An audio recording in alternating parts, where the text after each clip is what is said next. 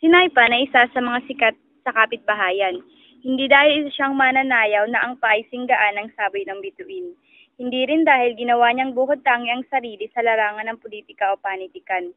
Marahil, ang kanyang talino sa pagsasangkap sa isang masarap na luto nang sinangag ang kanyang naging tuntungan sa kawalang hanggan. Pero kahit hindi naging katangi-tangi ang nalalaman niya sa pagluluto, magiging tanyag pa rin siya. Dahil handa niyang pahintulutan ang kanyang mga parokyano sa walang limitasyong pangungutang. Mahilig siyang mamigay ng matamis sa mga bata nang hindi naghahanap ng pera. Mangyari pang dalhan ito lagi para mareklamo ang kanyang asawa.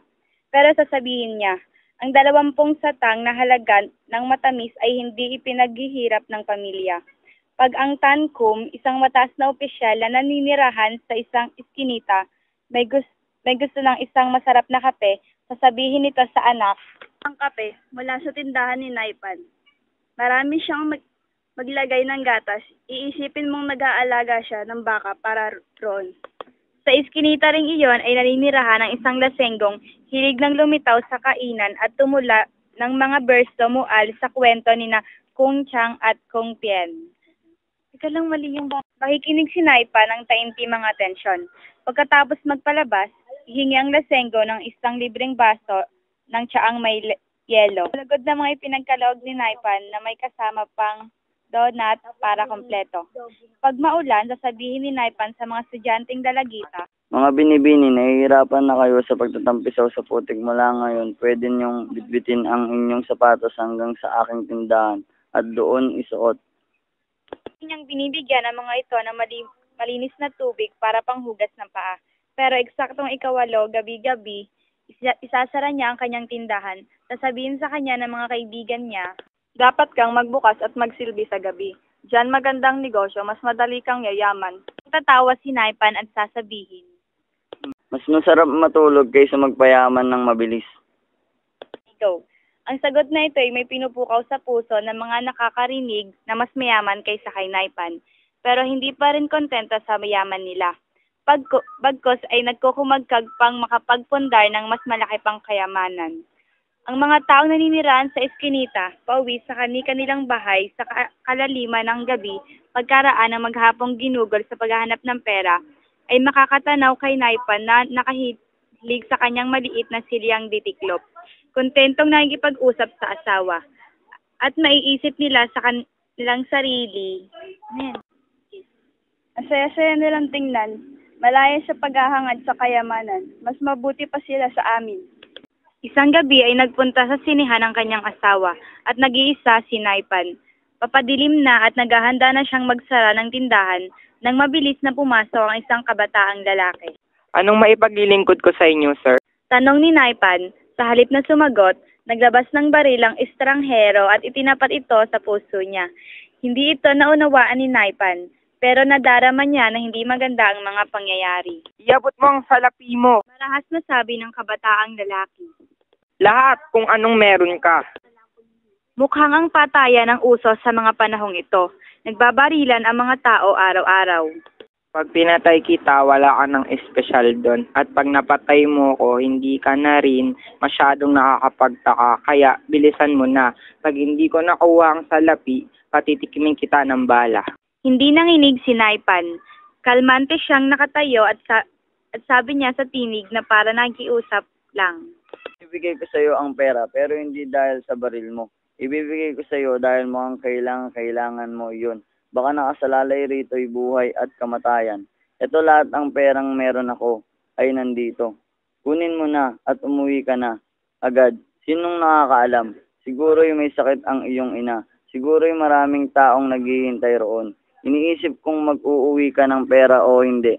Maraming buhay ang maaaring nakadepende sa pag-uwi mo na may dalang pera. Hindi ko sasabihin sa mga pulis, mga 900 ang cash dito. Higit pa. Kunin mo na. Inilagay niya ang salapi sa mesa, pero ang binatang holdupper ay tila hindi magkalakas loob na hipuin iyon. Bakit hindi mo kunin? Tanong ni Naipan. Tingnan mo, bakit kita lolokohin? Alam kong hirap na hirap ka, hirap tayong lahat sa mga araw-araw na ito.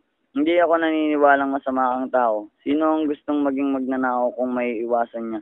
Maaari ring nagkatake ang iyong ama at kailangan mo siyang alagaan. Dalhin mo sa kanya ang perang ito, pero wag mong ubusin lahat sa gamot. Maniwala ka sa akin, magagamot ng doktor ang katawan pero kailangan ng tao ang lunas pati sa kanyang isip at kaluluwa. Bumili ka ng ilang nagbabawang bulaklak, 1 kwintas na bulaklak para sa iyong ina na mailalagay niya sa harap ng sagradong imahen sa bahay. Iyon ang ginagawa ko gabi-gabi. Hindi mo kailangan malaman kung ano ang kabanalan o kung saan ito nananahanan. Dapat na ang makadama ka ng kapayapaan sa iyong sarili. Iyon ang langit. Ay, at itabi mo ang iyong baril, giginhawa agad ang pakiramdam mo. Ang isang lalaking may dalang baril ay hindi nakakilala sa kapayapaan. Ang puso niya ay naghihirap sa takot at pag-aalinlangan at sa amoy ng panganib. Hindi tayo liligaya habang ang ating mga kamay ay nagsisikip sa mga sandata. Inilagay ng kabataang lalaki ang baril sa kanyang bulsa. Tulad ng isang masunuring bata, itinaas niya ang kanyang kamay sa pagpupugay ng Y kay Naipan, na kilala sa kanyang sinangag at kape at pagbubukas palad. Dapat na barilin ko ang aking sarili imbis na barilin ka. Sabi ng kabataang lalaki. Huwag kang magsalita na parang baliw. Sabi ng tagapamahala ng tindahan habang iniaabot ang pera sa bintana. Ito na lahat iyon. Dalhin mo. Iyon ang lahat. Hindi ito pagbibigay ng ginawa sa galit. Alam ko na napuno ang mga bilangguan. Pero hindi ng mga kriminal. Isa kang lalaking tulad ko. Tulad ng ibang lalaki, kahit sinong lalaki. Kahit isang ministro ay ganyan din ang gagawin kong desperado. Po ang kabataang holdupper. Hindi pa kita nakikita kailanman at hindi pa ako nakakita kailanman ng gaya mo kung magsalita. Hindi ko kukunin ang pera mo pero itatabi ko ang aking baril. Ngayon, uuwi na ako sa aking ina gaya ng sabi mo. Umubos siya ng ilang ulit bago nagpatuloy. Masama akong anak. Lahat ng perang ibinigay sa akin ng aking inay ay inubos ko sa karera ng kabayo. Yung kaunting natira ay inubos ko sa pag-inom. At ng tao ay nagkakamali. Ano ba ang buhay kundi magkakahalong eksperimento, pagkakamalit mga kabiguan? Sabi ni Naipan.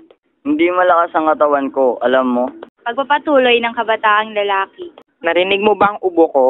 Natatakot ako na mayroon na akong TB. Iyon ang dapat sa akin. Sa aking palagay, dahil mayroon akong ginawang masama, dapat talagang mamatay na ako agad-agad. Hindi ako dapat mabuhay. Pasanin lang ako ng mundo. Salamat at paalam. Hindi mo kailangang umalis agad. Dito ka muna sandali at mag-usap tayo. Gusto kitang makilala. Saan ka nakatira? Ano ang hilig mo? Ibig kong sabihin ano ang mga pinaniniwalaan mo. Walang pag-asang umiling ang kabataang lalaki. Hindi ko alam kung saan ako pupunta ngayon. Saan ako maaaring pumunta? Ano ang mga pinaniniwalaan ko? Hindi ko alam. Mukhang wala ng ano pa man sa mundong ito na karapat dapat paniwalaan. Naging isang miserabling nilikha na ako mula ng araw na ako'y ipinanganak. Hindi nakapagtataka na hindi ko gusto ang aking mga kapwa-tao. Minsan, ang tingin ko'y pananagutan ng lahat. Ayoko maisalamuha sa mga tao. Hindi ako nagtitiwala kahit kanino. Kinasusuklaman ko ang paraan ng pakikipag-usap ng tao sa isa't isa. Kung paano nila guguluhin ang kanilang buhay, kung paano nila mamahalin at purihin ng isa't isa, kung paano tumawa at ngumiti. Tumango ng may pagkaunawa si Naipan. Kaya mo ba akong paniwalaan? Hindi ako interesado sa kahit ano. Sawang-sawa na ako sa lahat. Ang buong mundo'y parang hungkag. Walang kahulugan, walang ano pa mang mapapangapitan o maigagalang ng tao. Kung talagang gusto kong magtrabaho sa palagay ko'y, maaari akong humanap ng gawain. Pero nasusuklam ako makita ang katauhan. Ayoko tumanggap ng kahit anong pabor mula sa kanila. Mananatili ako ng 1 linggo sa trabaho, 2 linggo, sa isa pa. Hindi ako nagtatagal kahit saan. Nagbabasa ka ba ng libro? Dati pero mayaw na ako. Hindi na nga ako nagbabasa ng libro ngayon. Bakit pa? Alam ko na kung anong laman nila. Walang iba kundi barilan, nakawan, patayan. Binago nila ang mga lugar at mga pangalan. Pero, ganun din ang mga istorya. Hinimas ng kabataang lalaki ang kanyang baba at masusing naningkit ang mga mata kay Naipan. Swerte mo na hindi ka nagpakita ng anumang takot o galit ng pagbantaan kita ng baril. Tiyak na papatayin kita. Ang daigdig na ito'y punong-puno ng mga lalaking gustong magpakita ng galit. Mga lalaking marurumi ang isip na laging bumubulalas na nabubulok na raw ang sibilisasyon at moralidad. Hindi ako naniniwala na dahil lang daan-daan o libo-libo ang napasama. Ganun na rin dapat ang gawin ng lahat ng tao. Alam ko na ngayon na hindi ako naparito dahil sa pera, kundi para patunayan sa sarili ko na tama ang aking paniniwala. Naiisip ko lagi kahit pa nawawalan na ng pag-asa ang mundo at lumulubog na sa kalaliman, pinarumi at dinungisan na ng kasalanan ng tao. May natitira pa rin kahit isang taong hindi tao dahil lang ganon ang itsura niya, kundi isang tunay na taong nilalang. Alam niya kung paano magmahal ng iba, kung paano mapagwagayan ang paggalang ng ibang tao. Pero hindi ko ganap noong pinanaligan iyon dahil wala pa akong nakikitang ganon. Sa loob ng maraming taon ay naisip ko, sana'y makakita ako ng isang taong hindi pa naging buktot, kasabay ng kabuktotan ng mundo, para mapaniwalaan ko na may natitira pang kabutihan, para magkaroon ako ng lakas para mapatuloy na ang buhay. Ngayon nakatagpo ako ng isang taong ganon. Ibibigay mo sa akin ang lahat ng inaangad ko. Wala ka nang dapat ibigay, uuwi na ako ngayon. Mangyari pa, sa isip ko hindi ko kamumuhian ulit ang daigdig. Natuklasan ko sa wakas ang uri ng buhay na gusto kong tuntunin. Mukhang naging mas masigla na ang estranghero. Tumindig na siya para umalis at pagkaraan, naalala niya. Nilabas niya ang baril. Niabot niya yon sa may-ari ng tindahan. Sana'y kunin mo ito. Hindi ko na ito kailangan. Iyan ang tatak ng mababangis. Sino mang lalaking magdala ng baril ay walang awa o paggalang sa iba. Wala siyang iginagalang kundi ang baril. Ang mga bandido ay maaaring mabuhay sa kanilang baril pero ang buhay nila ay laging gagambalayan ng katotohanan. Ang mga kaaway nila ay maaaring sumalakay sa kanila nang wala silang kahandaan. Wala silang panahon para panoorin ang paglubog ng araw o para umawit. Pag ang tao ay walang panahon para umawit, mabuti pang maging kuliglig na lang o ibong mayna. Ngumiti ng masaya ang holdupper at kumakaway ng may pamamaalam.